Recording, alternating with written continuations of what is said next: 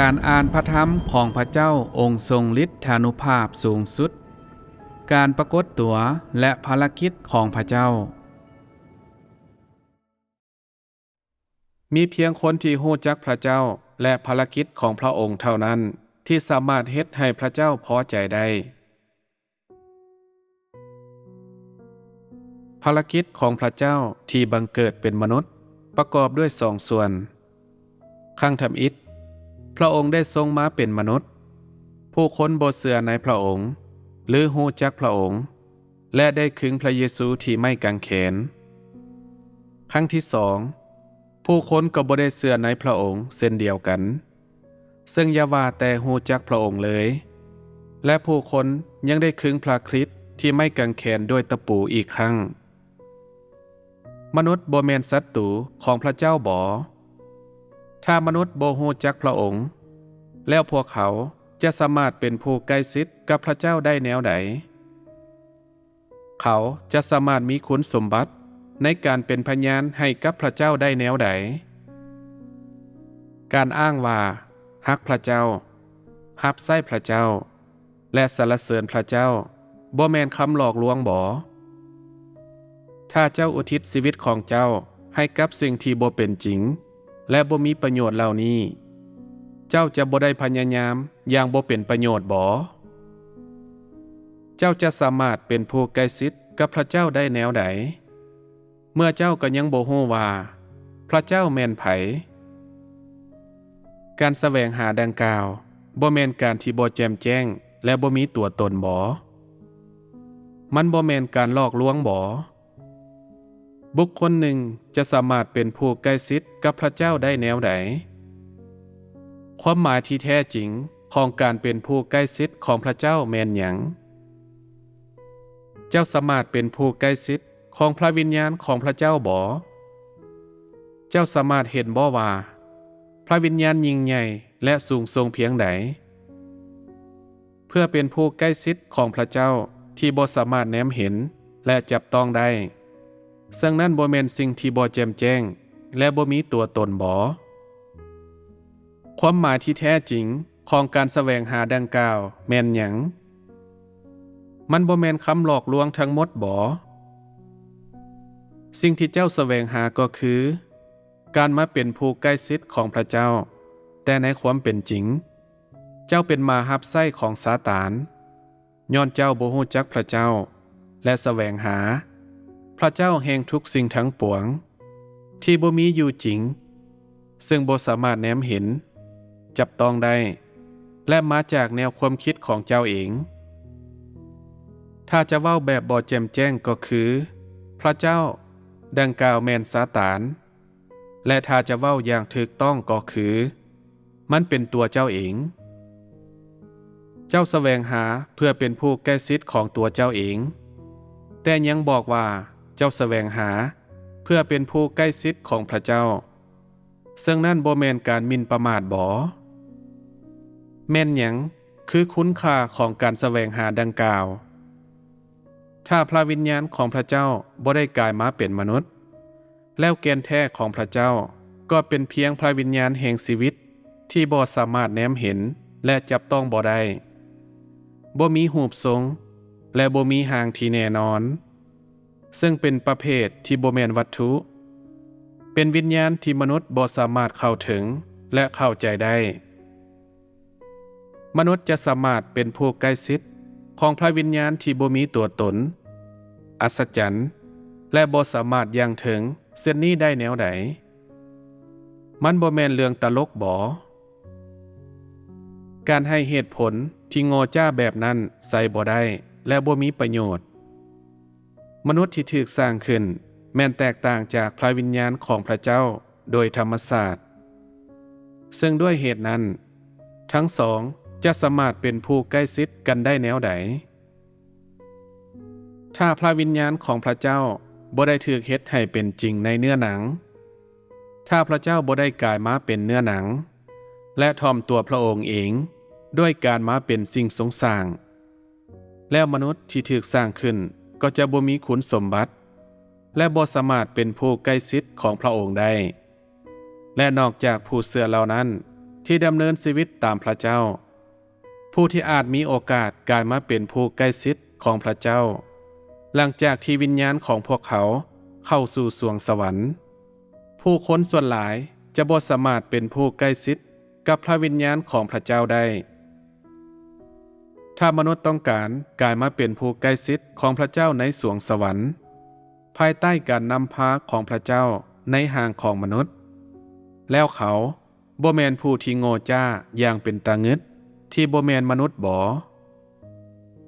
มนุษย์เพียงแต่แสวงหาความซื่อสัตย์ต่อพระเจ้าที่บ่สามารถแนมเห็นได้และบ่สนใจแม้แต่เล็กน้อยต่อพระเจ้าที่สามารถแนมเห็นได้ย้อนมันง่ายหลายที่จะแสวงหาพระเจ้าที่บ่สามารถแนมเห็นได้ซึ่งมนุษย์สามารถเฮ็ดอย่างใดก็ได้ตามที่เขามักแต่การแสวงหาพระเจ้าที่สามารถแนมเห็นได้บ่ได้ง่ายแบบนั้นมนุษย์ที่แสวงหาพระเจ้าที่บ่แจ่มแจ้งบ่สามารถได้รับพระเจ้าในที่สุดย้อนสิ่งต่างๆที่บ่แจ่มแจ้งและบ่มีตัวตนล้วนแล้วแต่แม่นจินตนาการของมนุษย์และมนุษย์ก็บ่สามารถรับได้ถ้าพระเจ้าที่ลงมาท่ามกลางพวกเจ้าเป็นพระเจ้าที่เป็นตานับถือและสูงส่งซึ่งพวกเจ้าบ่สามารถเข้าถึงได้แล้วพวกเจ้าจะเข้าใจเจตนาของพระองค์ได้แนวใดแล้วพวกเจ้าจะฮู้และเข้าใจพระองค์ได้แนวใดถ้าพระองค์เพียงแต่ปฏิบัติภารกิจของพระองค์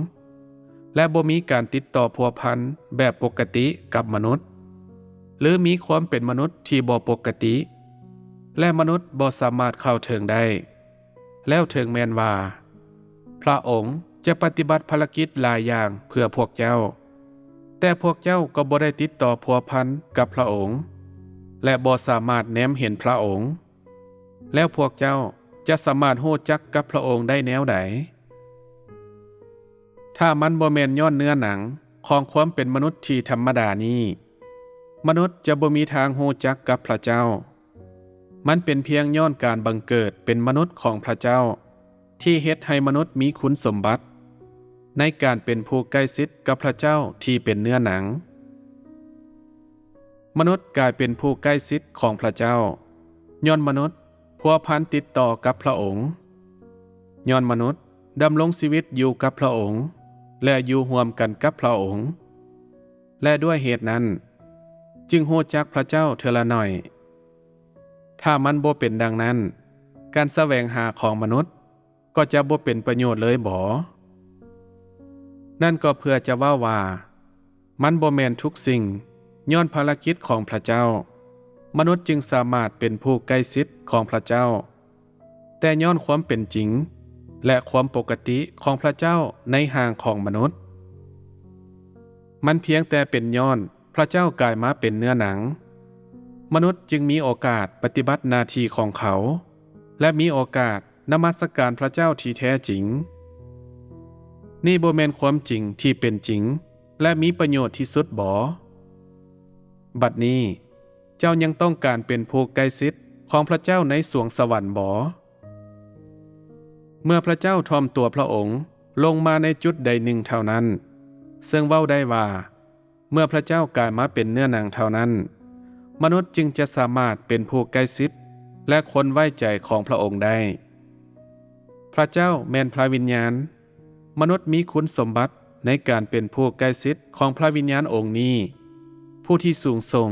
และบ่สามารถยังถึงได้แนวใดเมื่อพระวิญญาณของพระเจ้าลงมาเป็นเนื้อหนังและกลายมาเป็นสิ่งทรงสร้างที่มีลักษณะภายนอกคือกับมนุษย์เท่านั้นมนุษย์จึงสามารถเข้าใจเจตนาของพระเจ้าและถือพระองค์รับเอาในลักษณะที่แท้จริงพระองค์ทรงกล่าวและปฏิบัติภารกิจโดยผ่านเนื้อหนังแบ่งปันความสุขความโศกเศร้าและความลำบากยากแค้นของมนุษย์ดำรงชีวิตในแผ่นดินโลกเดียวกันกับมนุษย์ปกป้องมนุษย์และนำพามนุษย์และด้วยวิธีนี้พระองค์จึงสำราล้างมนุษย์ให้บริสุทธิ์และเฮ็ดให้มนุษย์ได้รับการไถ่บาปจากพระองค์และพระพรของพระองค์ เมื่อผู้คนได้รับสิ่งเหล่านี้และได้เข้าใจเจตนาของพระเจ้าอย่างแท้จริงพวกเขาจึงสามารถเป็นผู้ใกล้ชิดของพระเจ้าเพียงแต่สิ่งนี้ที่เป็นประโยชน์ถ้ามนุษย์บ่สามารถแนมเห็นและจับต้องพระเจ้าได้มนุษย์จะสามารถเป็นผู้ใกล้ชิดของพระองค์ได้แนวใดนี่บ่แม่นทฤษฎีที่ว่างเปล่าบ่ในการได้เชื่อในพระเจ้าจนฮอดปัจจุบันหลายคนยังแสวงหาสิ่งที่บ่แจ่มแจ้งและบ่มีตัวตนพวกเขาบ่เข้าใจถึงความเป็นจริงของภารกิจของพระเจ้าในปัจจุบันและยังดำรงชีวิตท่ามกลางคำเว้าและทฤษฎียิ่งไปกว่านั้นหลายคนยังบ่ได้เข้าสู่ความเป็นจริงของวลีใหม่เช่นคนหุ่นใหม่ที่ฮักพระเจ้าผู้ใกล้ชิดของพระเจ้าแบบอย่างและตัวอย่างในความฮักของพระเจ้าลักษณะของเปโตรในทางกงกันข้ามการแสวงหาของพวกเขายังบ่แจ่มแจ้ง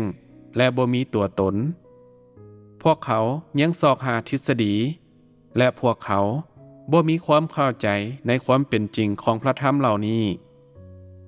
เมื่อพระวิญญาณของพระเจ้ากลายมาเป็นเนื้อหนังเจ้าจะสามารถเห็นและจับต้องภารกิจของพระองค์ที่เป็นเนื้อหนังได้แต่ถ้าเจ้าบ่สามารถกลายมาเป็นผู้ใกล้ชิดของพระองค์ถ้าเจ้ายังบ่สามารถเป็นผู้ที่พระองค์ไว้ใจแล้วเจ้าจะสามารถเป็นผู้ที่พระวิญญาณของพระเจ้าไว้ใจได้แนวใดถ้าเจ้าบ่ฮู้จักพระเจ้าแห่งยุคปัจจุบันเจ้าจะเป็นคนหนึ่งในบรรดาคนหนใหม่ที่ฮักพระเจ้าได้แนวใดสิ่งเหล่านี้บ่แม่นคำเว้าและทฤษฎีที่ว่างเปล่าบ่เจ้าสามารถเห็นพระวิญญาณและเข้าใจเจตนาของพระองค์บ่สิ่งเหล่านี้บ่แม่นคำเว้าที่ว่างเปล่าบ่มันบ่เพียงพอที่จะให้เจ้ากล่าววาลี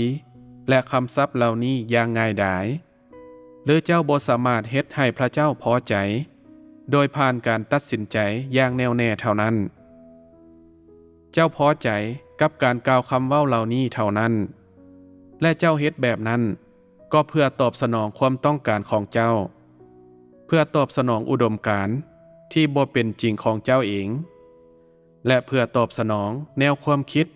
และความคิดของเจ้าเองถ้าเจ้าบ่ฮู้จักพระเจ้าในยุคปัจจุบันเจ้าก็จะบ่สามารถตอบสนองเจตนาของพระเจ้าได้บ่ว่าเจ้าจะเฮ็ดหยังก็ตามการเป็นผู้ที่พระเจ้าไว้ใจหมายถึงหยังเจ้ายังบ่เข้าใจสิ่งนี้บ่เมื่อผู้ใกล้ชิดของพระเจ้าเป็นมนุษย์ฉะนั้นพระเจ้าก็เป็นมนุษย์คือกันซึ่งก็คือพระเจ้าได้กลายเป็นเนื้อหนังได้กลายมาเป็นมนุษย์มีแต่คนเหล่านั้นที่มีลักษณะแบบเดียวกันที่จะสามารถเอิ้นกันและกันว่าเป็นผู้ที่ไว้ใจได้ซึ่งเมื่อถึงเวลานั้นจึงจะสามารถพิจารณาพวกเขาให้เป็นผู้ใกล้ชิดได้ถ้าพระเจ้าแม่นพระวิญญาณแล้วมนุษย์ที่ถูกสร้างขึ้นจะสามารถเป็นผู้ใกล้ชิดของพระองค์ได้แนวใดความเชื่อในพระเจ้าของเจ้าการแสวงหาความจริงของเจ้าและแม้นแต่แนวทางที่เจ้าประพฤติตัวแม้นต้องอิงตามความเป็นจริงทั้งหมดทุกสิ่งที่เจ้าเฮ็ดต้องเป็นจริงและเจ้าบ่ควรแสวงหาสิ่งที่เป็นภาพลวงตาและเพ้อฝันมันบ่มีคุณค่าหยังจากการประพฤติตัวแบบนี้และนอกจากนั้นก็บ่มีความหมายหยังกับชีวิตย้อนการแสวงหาและการใช้ชีวิตของเจ้าในสิ่งที่ผิดและหลอกลวงและเจ้าบ่ได้แสวงหาสิ่งที่มีคุณค่าและมีความหมายสิ่งเดียวที่เจ้าจะได้รับก็คือเหตุผลที่โง่จ้าและทฤษฎีที่บ่ได้มาจากความจริงสิ่งเหล่านี้บ่มีส่วนพัวพันกับความหมายและคุณค่าของการมีตัวตนของเจ้าและเพียงแต่จะสามารถนำเจ้าเข้าสู่อาณาจักรที่เปล่าวางด้วยวิธีนี้ชีวิตทั้งหมดของเจ้าจะปราศจากคุณค่าหรือความหมาย และถ้าเจ้าบ่แสวงหาชีวิตที่มีความหมายแล้วเจ้าจะสามารถมีชีวิตอยู่เป็นเวลา100 ปีและจะบ่ได้อยู่เพื่อหยังเลยสิ่งนั้นเอิ้นว่าชีวิตมนุษย์ได้แนวใดมันบ่แม่นชีวิตของสัตว์แท้ๆบ่ในทำนองเดียวกันถ้าพวกเจ้าพยายามติดตามเส้นทางแห่งความเชื่อในพระเจ้าแต่บ่พยายามแสวงหาพระเจ้าที่สามารถแนมเห็นได้และในทางกงกันข้ามได้นมัสการพระเจ้าที่บ่สามารถแนมเห็นและจับต้องได้แล้วการแสวงหาดังกล่าวแห่งจะบ่มีประโยชน์ขึ้นตึมบ่ในที่สุดการแสวงหาของเจ้าจะกลายเป็นกองซากหักพังการแสวงหาดังกล่าวจะนำประโยชน์อย่างมาสู่เจ้าปัญหาที่ใหญ่ที่สุดกับมนุษย์ก็คือเขาเพียงแต่ฮักในสิ่งที่เขาบ่สามารถแนมเห็นหรือจับต้องได้สิ่งที่ลึกลับและอัศจรรย์ที่สุดและสิ่งที่มนุษย์จินตนาการบ่ถึงและสิ่งที่มนุษย์ธรรมดาบ่สามารถรับรู้ได้เมื่อสิ่งเหล่านี้บ่สมจริงหลายสำใดสิ่งเหล่านี้ก็จะถูกวิเคราะห์โดยมนุษย์หลายสำนั้นซึ่งเป็นคนที่แสวงหาสิ่งเหล่านี้โดยบ่ใส่ใจสิ่งอื่นๆและจะพยายามรับเอาสิ่งเหล่านี้ยิ่งพวกมันบ่สมจริงหลายสำใดมนุษย์ก็จะพิจารณาอย่างถี่ถ้วนและวิเคราะห์พวกมันอย่างใกล้ชิดหลายสำนั้นและอาจเฮ็ดหลายกว่านั้นถึงขั้นสร้างแนวความคิดเกี่ยวกับสิ่งเหล่านั้นอย่างทั่วถึงขึ้นมาเองในทางกงกันข้ามเมื่อทุกสิ่งเป็นจริงหลายสำใดมนุษย์ก็จะบ่สนใจพวกมันหลายสำนั้นเขาเพียงแต่ดูหมิ่นและยังแสดงความดูถูกพวกมันอีกด้วยนี่บ่แม่นท่าทีอย่างแท้จริงของพวกเจ้าเกี่ยวกับภารกิจที่เป็นความจริงที่เฮาได้ปฏิบัติในปัจจุบันบ่เมื่อสิ่งดังกล่าวเป็นความจริงหลายสำใดพวกเจ้าก็จะมีอคติกับพวกมันหลายสำนั้นพวกเจ้าบ่นำใช้เวลาว่างในการพิจารณาพวกมันมีเพียงแต่เมินเสยต่อพวกมันพวกเจ้าดูถูกเงื่อนไขที่เป็นความจริงและมาตรฐานต่ำเหล่านี้และยังเสื่องแนวความคิดหลายอย่างเกี่ยวกับพระเจ้าองค์นี้ที่เป็นจริงที่สุดและบ่สามารถยอมรับความเป็นจริงและความปกติของพระองค์อย่างง่ายดายด้วยวิธีนี้พวกเจ้าบ่ได้เชื่อ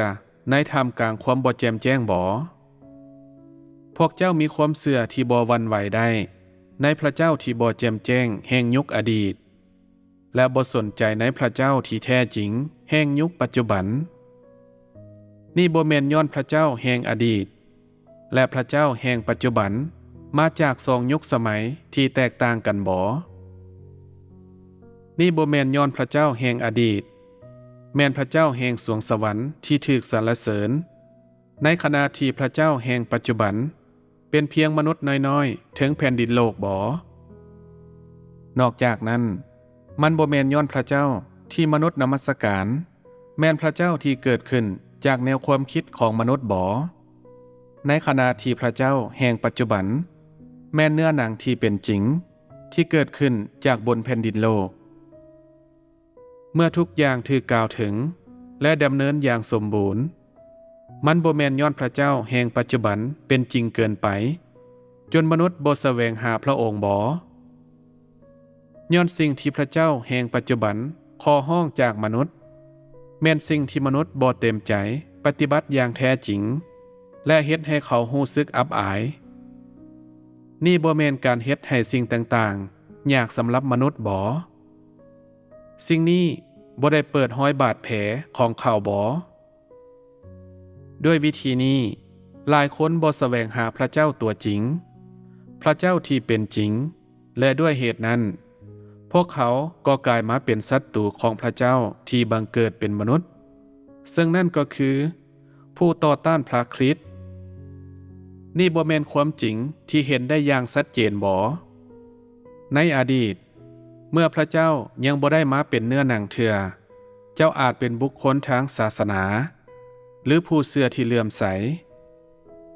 หลังจากที่พระเจ้ามาเป็นเนื้อหนังผ ผู้เชื่อที่เลื่อมใสเหล่านั้นหลายคนได้กลายมาเป็นผู้ต่อต้านพระคริสต์โดยบ่ได้เจตนาเจ้าฮู้บ่ว่าแม่นหยัง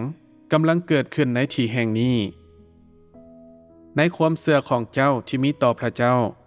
เจ้าบ่ได้เอาใจใส่กับความเป็นจริงหรือแสวงหาความจริงแต่โกงกันข้ามพัดลงไหลกับสิ่งที่ผิดแล้วนี่บ่แม่นต้นตอที่ชัดเจนที่สุดของการเป็นศัตรูกับพระเจ้าในห่างของมนุษย์บ่พระเจ้าในห่างของมนุษย์ถูกเอิ้นว่าพระคริสต์ฉะนั้นคนเหล่านั้นทุกคนที่บ่เชื่อในพระเจ้าในห่างของมนุษย์ก็แม่นผู้ต่อต้านพระคริสต์แม่นบ่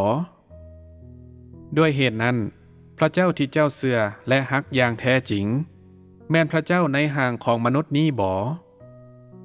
พระเจ้าองค์ที่มีชีวิตและมีลมหายใจองค์นี้บ่ที่เป็นจริงและปกติแบบพิเศษที่สุด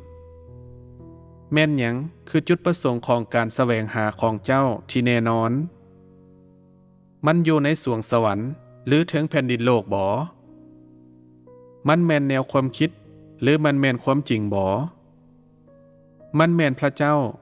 หรือมันแม่นสิ่งที่มีชีวิตที่เหนือธรรมชาติบางอย่างตามความจริงแล้วความจริงแม่นสิ่งที่แท้จริงที่สุดของคำพังเพยแห่งชีวิตและสิ่งที่สูงส่งที่สุดของคำพังเพยดังกล่าวของมนุษยศาสตร์ทั้งหมดย้อนมันเป็นสิ่งที่พระเจ้าต้องการในมนุษย์และเป็นภารกิจที่พระเจ้าปฏิบัติด้วยตัวเองฉะนั้นมันจึงถูกเอิ้นว่าคำพังเพยของชีวิตมันบ่แม่นคำพังเพยที่สรุปมาจากบางสิ่งหรือมันบ่แม่นคำเว้าที่มีชื่อเสียงจากบุคคลที่ยิ่งใหญ่กงกันข้ามมันเป็นถ้อยคำถึงมนุษย์จากผู้มีอำนาจสูงสุดของสวงสวรรค์และแผ่นดินโลกและทุกสิ่งทุกอย่างและบ่แม่นคำเว้าที่มนุษย์สรุปแต่เป็นชีวิตโดยธรรมชาติของพระเจ้าด้วยเหตุนั้นมันจึงถูกเอิ้นว่าเป็นสิ่งที่สูงส่งที่สุดของคำพังเพยของชีวิตทั้งหมดการแสวงหาของมนุษย์ในการนำความจริงไปปฏิบัติแม้นการปฏิบัติหน้าที่ของเขาซึ่งนั่นก็คือการแสวงหาเพื่อตอบสนองความต้องการของพระเจ้าท่าแท้ของความต้องการนี้แม้นความจริงทั้งหมดที่แท้จริงที่สุดแทนที่จะเป็นทฤษฎีวางเปล่าที่บ่มีมนุษย์คนใดสามารถเฮ็ดให้สำเร็จได้ถ้าการแสวงหาของเจ้าบ่ได้เป็นหยังเลยนอกจากทฤษฎีและบ่ประกอบมีความเป็นจริงเลยเจ้าก็บ่ได้ต่อต้านความจริงบ่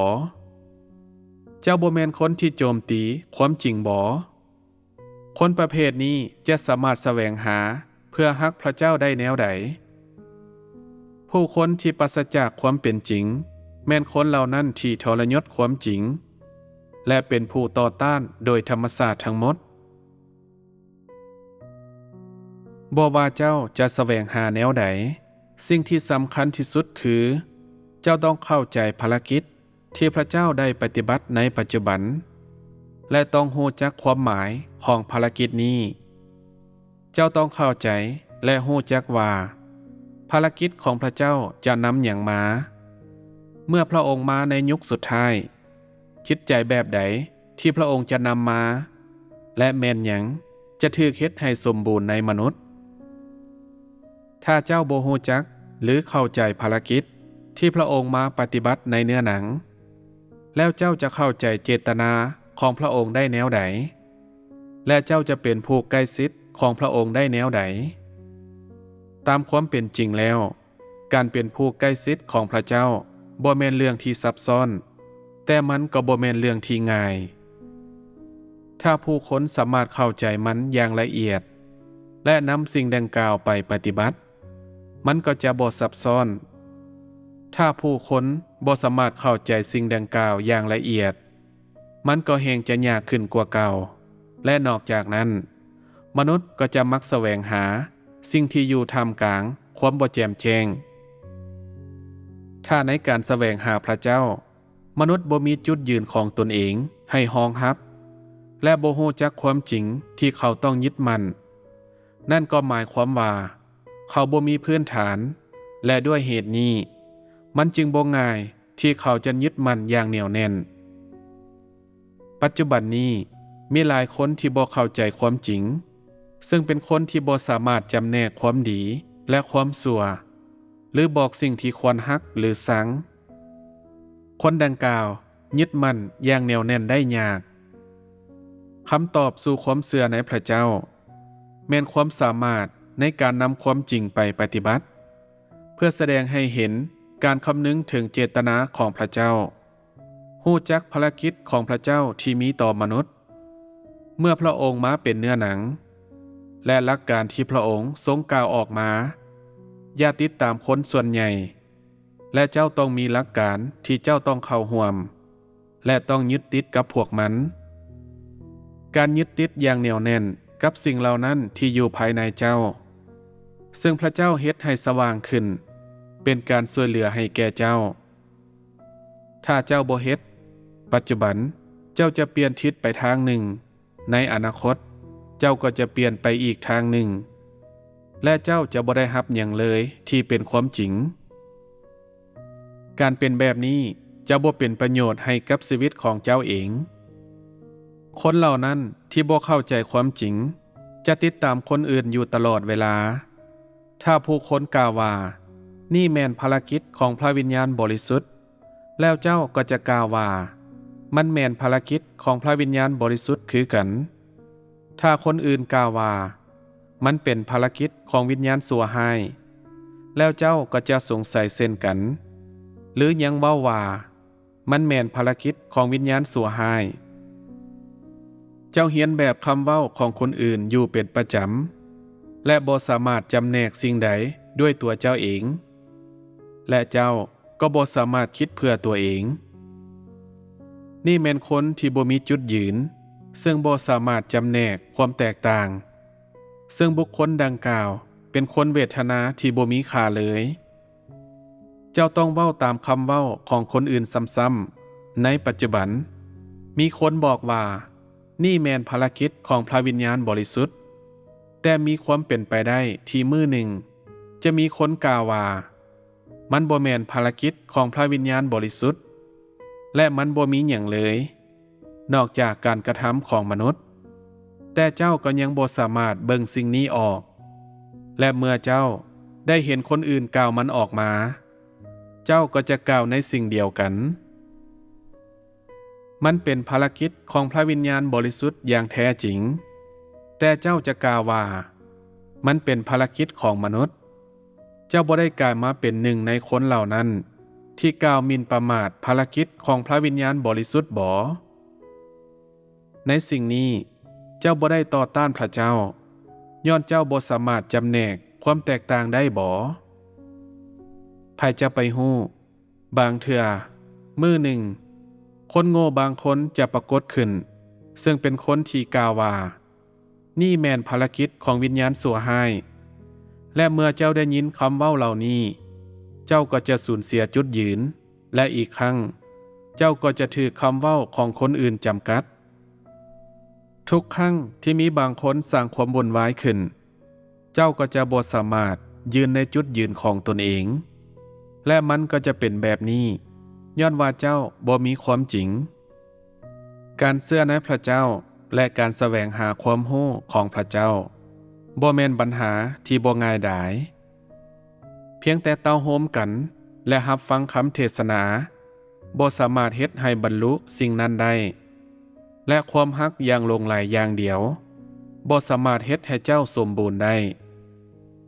เจ้าต้องประสบกับและฮู้จักและมีหลักการในการกระทำของเจ้าและรับภารกิจของพระวิญญาณบริสุทธิ์เมื่อเจ้าได้ผ่านประสบการณ์หลายอย่างเจ้าจะสามารถจำแนกความแตกต่างหลายอย่างซึ่งเจ้าจะสามารถจำแนกระหว่างสิ่งที่ดีและสิ่งที่ชั่วระหว่างสิ่งที่ยุติธรรมและสิ่งที่ชั่วร้ายระหว่างสิ่งที่เป็นเนื้อหนังและเลือดเนื้อและสิ่งที่เป็นความจริงเจ้าควรสามารถจำแนกระหว่างทุกสิ่งเหล่านี้และด้วยการเฮ็ดแบบนี้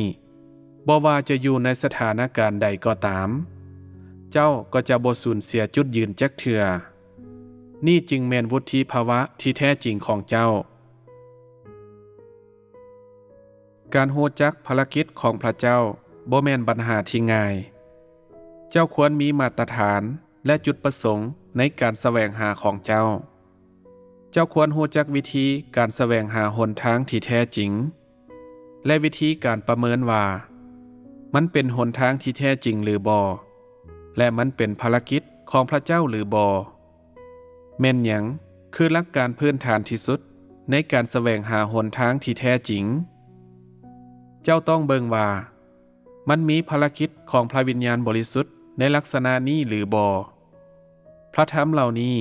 แม่นการแสดงถึงความจริงหรือบ่เป็นพยานให้กับไผและมันสามารถนำหยังมาให้เจ้าการจำแนกระหว่างหนทางที่แท้จริง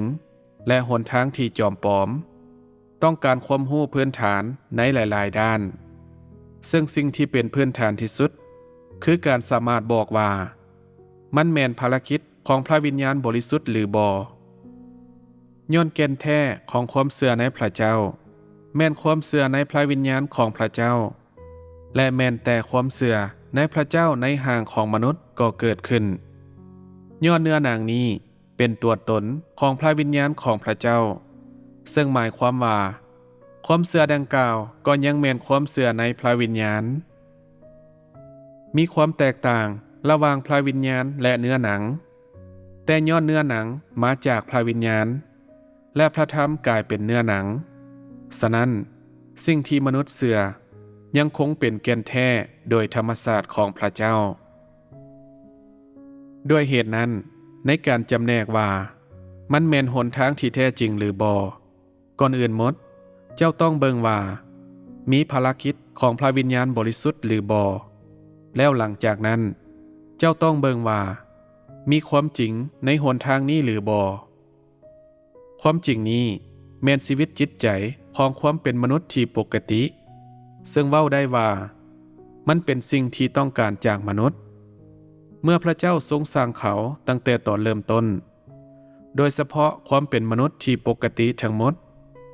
รวมทั้งเหตุความรู้สึกของมนุษย์ความเข้าใจสติปัญญาและความรู้พื้นฐานของการเป็นมนุษย์นั่นก็คือเจ้าต้องเบิ่งว่าหนทางนี้สามารถนำมนุษย์ไปสู่ชีวิตแห่งความเป็นมนุษย์ที่ปกติหรือบ่ความจริงที่กล่าวถึงนี้แม่นจำเป็นตามความเป็นจริงแห่งความเป็นมนุษย์ที่ปกติหรือบ่ความจริงนี้มีความเป็นจริงและแท้จริงหรือบ่และมันทันเวลาท่วงทีที่สุดหรือบ่ถ้ามีความจริงมันก็จะสามารถนำมนุษย์เข้าสู่ประสบการณ์ที่ปกติและแท้จริงนอกจากนั้นมนุษย์จะกลายมาเป็นคนปกติหลายขึ้นประสาทสัมผัสของมนุษย์กลายมาเป็นสิ่งที่สมบูรณ์ขึ้นตึมชีวิตมนุษย์ที่เป็นเนื้อหนังและชีวิตทางจิตวิญญาณกลายมาเป็นสิ่งที่เป็นระบบระเบียบหลายยิ่งขึ้นและความรู้สึกของมนุษย์กลายมาเป็นสิ่งที่ปกติหลายขึ้นนี่คือหลักการที่สองยังมีอีกหลักการหนึ่งซึ่งก็คือมนุษย์ได้มีความรู้ที่เพิ่มขึ้นหรือบ่การประสบกับภารกิจและความจริงดังกล่าวสามารถโดนบันดาลให้มีความใจที่ฮักพระเจ้าในตัวเขาหรือบ่และได้นำเขาให้เข้าใกล้ชิดกับพระเจ้าหลายยิ่งขึ้นด้วยวิธีนี้มันจึงสามารถประเมินได้ว่ามันแม่นหนทางที่แท้จริงหรือบ่สิ่งที่เป็นพื้นฐานที่สุดก็คือหนทางนี้เป็นจริงหลายกว่าสิ่งที่เหนือธรรมชาติหรือบ่และมันสามารถสนองชีวิตของมนุษย์หรือบ่ถ้ามันสอดคล้องกับหลักการเหล่านี้ก็สามารถสรุปได้ว่าหนทางนี้เป็นหนทางที่แท้จริงเฮากล่าวพระธรรมเหล่านี้เพื่อเฮ็ดให้พวกเจ้ายอมรับหนทางอื่นๆในประสบการณ์อนาคตของพวกเจ้าบ่แม่นเป็นการทำนายว่าจะมีภารกิจของยุคใหม่อีกอย่างในอนาคตเฮากล่าวพวกมันเพื่อพวกเจ้าอาจจะแน่ใจว่าหนทางในปัจจุบันแม่นหนทางที่แท้จริงเพื่อพวกเจ้าจะบ่มั่นใจเพียงครึ่งเดียว ในความเสื่อของพวกเจ้าเกี่ยวกับภารกิจของปัจจุบันและบ่สามารถรับรู้เกี่ยวกับสิ่งนั้นยังมีอีกหลายคนที่ถึงว่าจะแน่ใจแต่ก็ยังติดตามโดยความสับสนความแน่ใจดังกล่าวบ่มีหลักการในตัวมันและพวกมันต้องถูกกำจัดบ่ไว้กะซ่าแม้นแต่คนเหล่านั้นที่กระตือรือร้นอย่างพิเศษในการติดตามของพวกเขาแม่นประกอบด้วย3ส่วนที่แน่ใจและ5ส่วนที่บ่แน่ใจซึ่งแสดงว่าพวกเขาบ่มีพื้นฐานย้อนความสามารถของพวกเจ้าต่ำเกินไปและพื้นฐานของพวกเจ้าตื้นเกินไปพวกเจ้า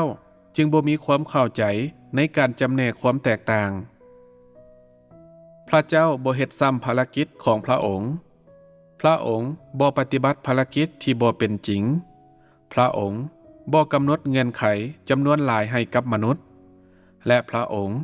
บ่ปฏิบัติภารกิจที่เกินเหตุผลของมนุษย์ภารกิจทั้งหมดที่พระองค์ปฏิบัติอยู่ภายในขอบเขตเหตุผลปกติของมนุษย์และบ่เฮ็ดเกินเหตุผลของความเป็นมนุษย์ที่ปกติและภารกิจของพระองค์แม่นอิงตามเงื่อนไขปกติของมนุษย์ถ้ามันแม่นภารกิจของพระวิญญาณบริสุทธิ์มนุษย์จะยิ่งกลายมาเป็นคนปกติหลายขึ้นและความเป็นมนุษย์ยิ่งกลายเป็นสิ่งที่ปกติหลายขึ้นมนุษย์มีความรู้ที่เพิ่มขึ้นเกี่ยวกับจิตใจที่เสื่อมทรามของซาตานและธาตุแท้ของมนุษย์และเขามีความปรารถนาหาความจริงที่ยิ่งใหญ่ขึ้นนั่นก็เพื่อว่าชีวิตของมนุษย์จะเติบใหญ่เรื่อยๆและจิตใจที่เสื่อมทรามของมนุษย์ก็สามารถเปลี่ยนแปลงได้หลายยิ่งขึ้นซึ่งทุกสิ่งที่เป็นความหมายของพระเจ้าจะกลายมาเป็นชีวิตของมนุษย์ถ้าหนทางบ่สามารถเปิดเผยสิ่งเหล่านั้นที่เป็นธาตุแท้ของมนุษย์บ่สามารถเปลี่ยนแปลงจิตใจของมนุษย์และยิ่งไปกว่านั้นบ่สามารถนำเขามาอยู่ต่อหน้าพระเจ้าหรือเฮ็ดให้เขาเข้าใจพระเจ้าอย่างแท้จริงและยังเฮ็ดให้ความเป็นมนุษย์ของเขายิ่งกลายมาเป็นสิ่งที่ต้อยต่ำและเหตุผลของเขายิ่งกลายเป็นสิ่งที่บ่ปกติซึ่งด้วยเหตุนี้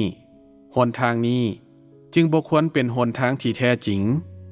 และมันอาจเป็นภารกิจของวิญญาณชั่วร้ายหรือวิธีทางเก่าๆถ้าจะเว้าให้สั้นๆก็คือ